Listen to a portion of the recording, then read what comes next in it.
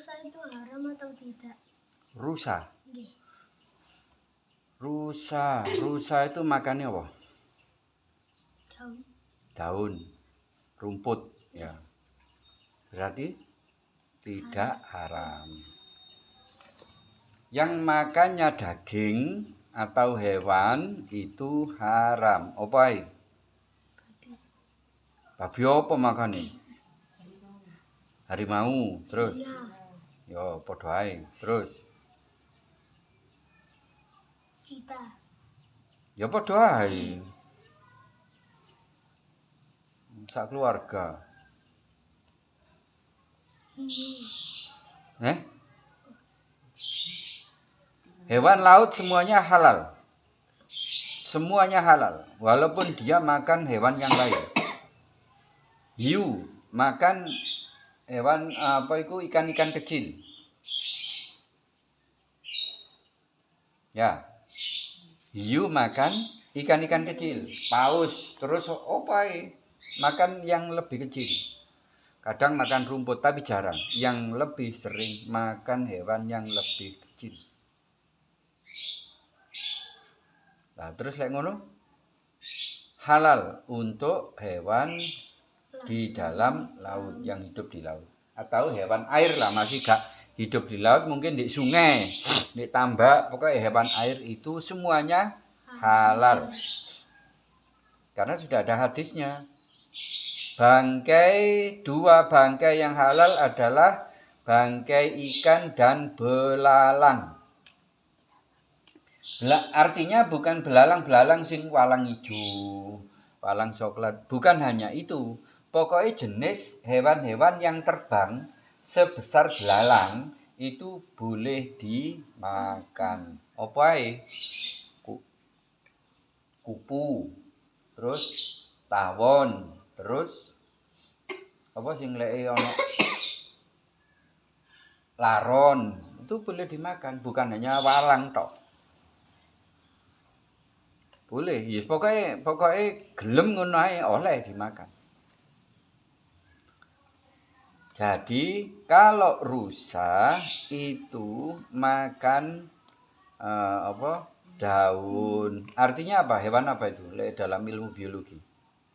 Herbivora. Herbi itu tumbuh-tumbuhan. Fora itu makanan. Jadi makan tumbuh-tumbuhan. Itu boleh dimakan. Terus apa yang boleh dimakan? Yang makan daun, rumput tapi tidak boleh dimakan apa? Oh no, satu saja. Oh dua. Yang haram dimakan, babi dan bedes. Ketek tidak boleh dimakan. Tuh. Itu makan tumbuh-tumbuhan. Tapi tidak boleh dimakan, haram. Ayo. Apakah di zaman Nabi ada lampu? Ya enggak ono lah.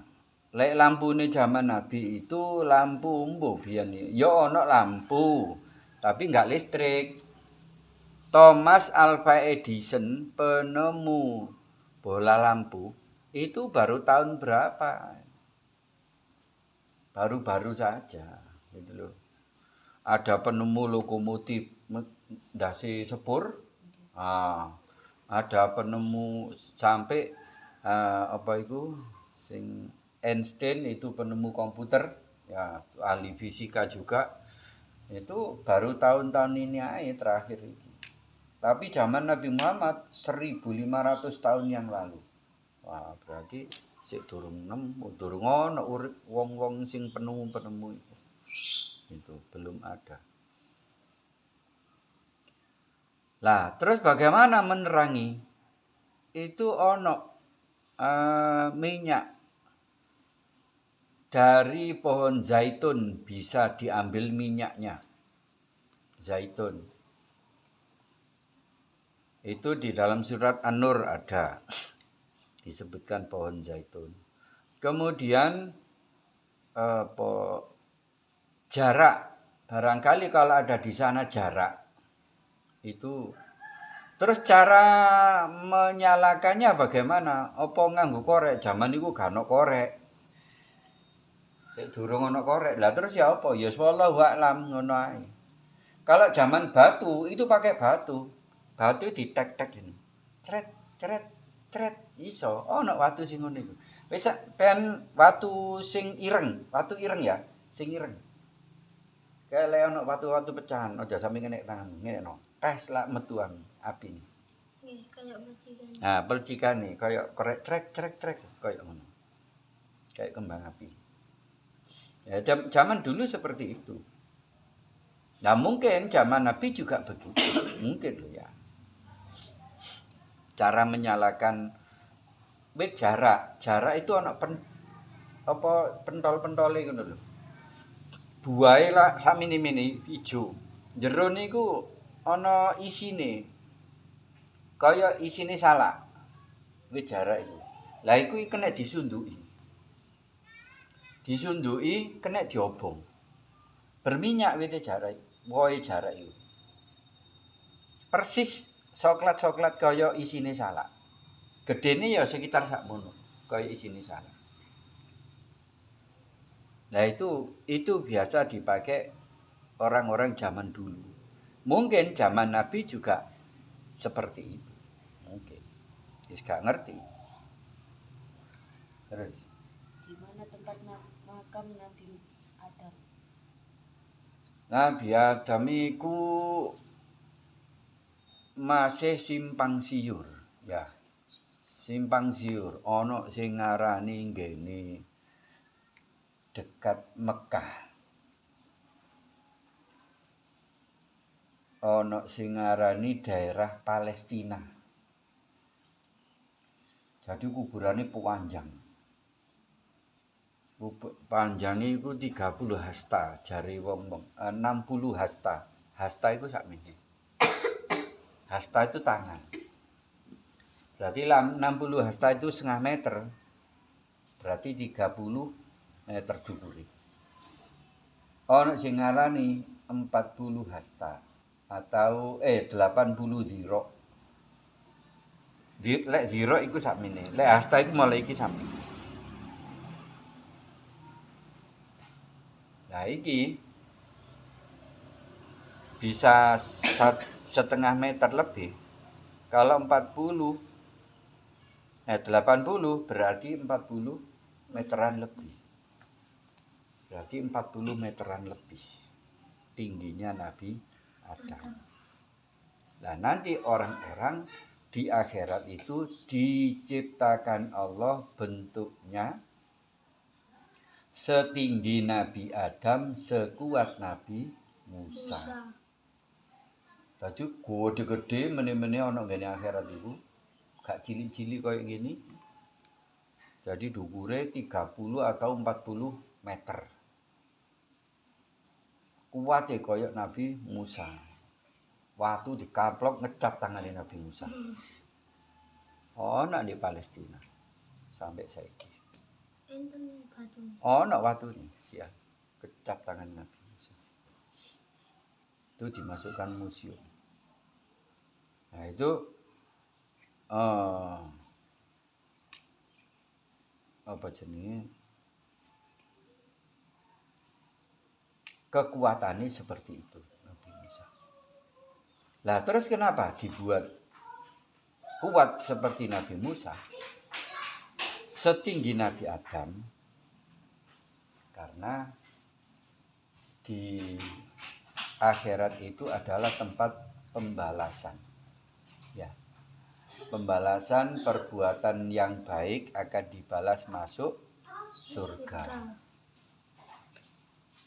Perbuatan yang jelek dibalas masuk neraka. Masuk surga tempatnya apa?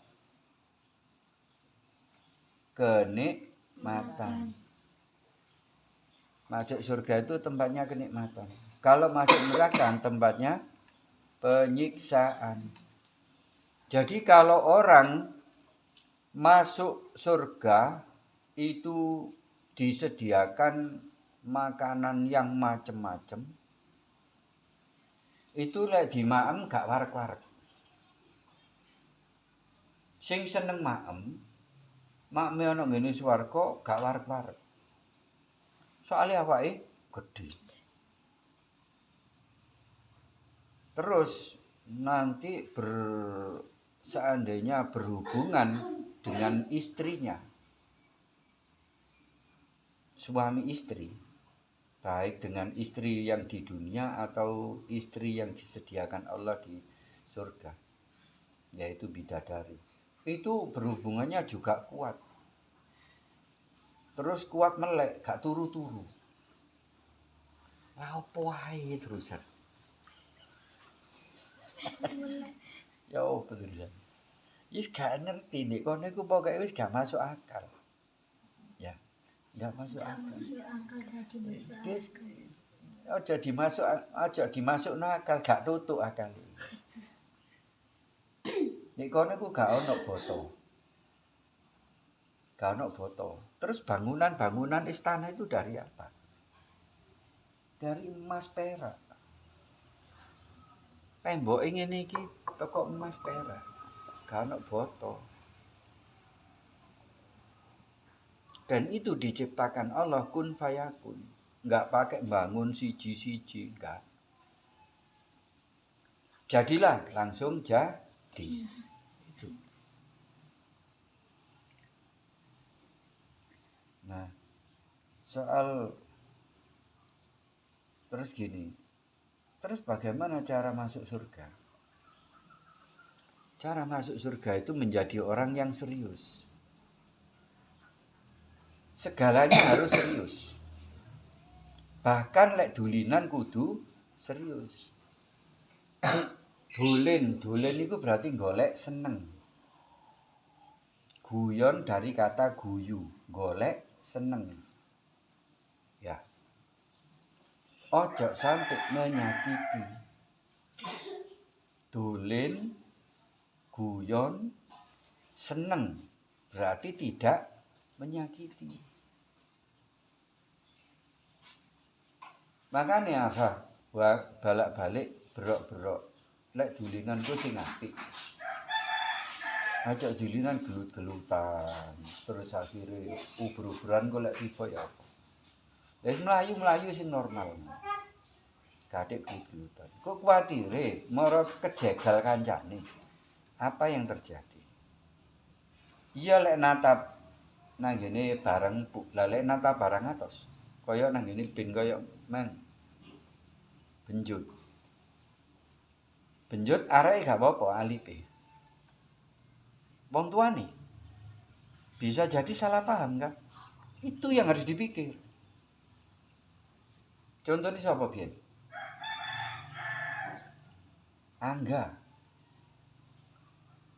Angga dulinan ambek Rijal. Terus mbok apa-apa sing metu irunge mbok lambene sing metu getih. Sini. Lho karo kabeh. Boten. Suwe bisa 0 tahun lebih. Ibu maprak-maprak rene. Punya yang sing di Sing irunge metu getih niku anggane apa? Anggae Dianu Rijal. Apa ya karo waktu iku ngaji nang kono, nang Bukur. Sik ana Bu anak. Miko durung nek kene paling. Nggih. Guyon, dulinan. Tapi dadi serius. Akhirnya wong tuane melok nang kene. Jadi yang perlu dipikir itu seperti itu. Apa biyen tahu pengalaman? Cek cilik yo ngono. Guyon ambek kanca terus apa dijongkrokno. Kene benjut. Kaya iku mang kurang gede sih benjute. Wah, iki sapa sik cilik sih kira-kira mbok kelas 1 SD, kelas 2 ya. Benjut kene ya. Kan salat iku dijongkrokno. Pas rukuk dijongkrokno. Apa tadi yo gladuk ngene. Salat. Mbok sak jenenge arek cilik kan guyon ngono. Lah iki ae lek salat ambek lapo ini, gak enak meneng. Ibuke apa gak terima? Dilabrak. Sing njongkrokno apa? Nang langgar nglabraki. Soale salate nang langgar, langgare cedhak omah. Kaya kene nang nggone mati ngono langgar. Lah wong tuwa katut. Itu lho. Gak mentolo kan anake ndelok anake benjut ngene. Nah, apa itu yang serius. Aja kaya ngono iku. Guyon golek seneng. Tapi jangan yang membahayakan. Gak masalah, guyon. Tapi les nang ini membahayakan, terus ternyata memang bahaya betul. Akhirnya apa yang terjadi? Wong tua ini katut. Itu.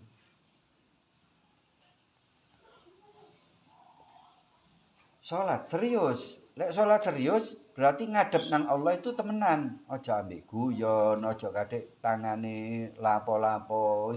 Pokoknya konsentrasi. Apa yang diucapkan itu yang dibaca. Misalnya wayahe ngadeg ya muni Fatihah. Pemane lek salat asar kabeh kan maca. Soale imame gak maca. Lek maghrib isya kan imame muni. Sing liyane meneng. Makmume meneng. Lah lek asar zuhur imame meneng, makmume sing maca dhewe. Waktu berdiri membaca Fatihah. Enggak, ambek guyon, ambek delok kancane, ngelirik kancane. Itu namanya enggak serius. Kalau enggak serius nanti ditolak oleh Allah. Lek ditolak berarti tidak ada nilai sholat. Kalau tidak ada nilai sholat berarti nanti di akhirat jelas akan celaka. Karena semua amal itu berdasar dari sholat dulu. Pean sodako, pean zakat itu asal-asali sing paling pertama dinilai adalah sholat. Zakatmu mendapat nilai karena sholatmu ada nilai. Tapi zakatmu tidak ada nilai karena sholatmu juga hasilnya teko guyon, teko macam-macam nggak serius. Terus biasakan jadi tangan di atas. Tangan di atas itu lebih baik daripada tangan di bawah. Apa tangan di bawah? Yang menerima. Tangan di atas yang memberi. Usahakan kamu jadi pemberi, bukan penerima. Apalagi elek jaluk. Walaupun jaluk jajan. Katakan kono koncomu nyekel jajan mek titik. Jajan sak bungkus 500 lah ya titik dah. Pen jaluke siji loro. 1 2 butir. Kata-kata jaluk iku sing elek. Kancamu nyekel es, pen jaluk titik sak sedotan rong sedotan. Esnya enggak sepiro dan kancamu mungkin ikhlas memberikan. Tapi kamu jaluke iku sing elek. Itu kalau dibiasakan terus sampai gede, kamu bukan menjadi orang yang mandiri. Kamu menjadi orang yang bergantung kepada orang lain.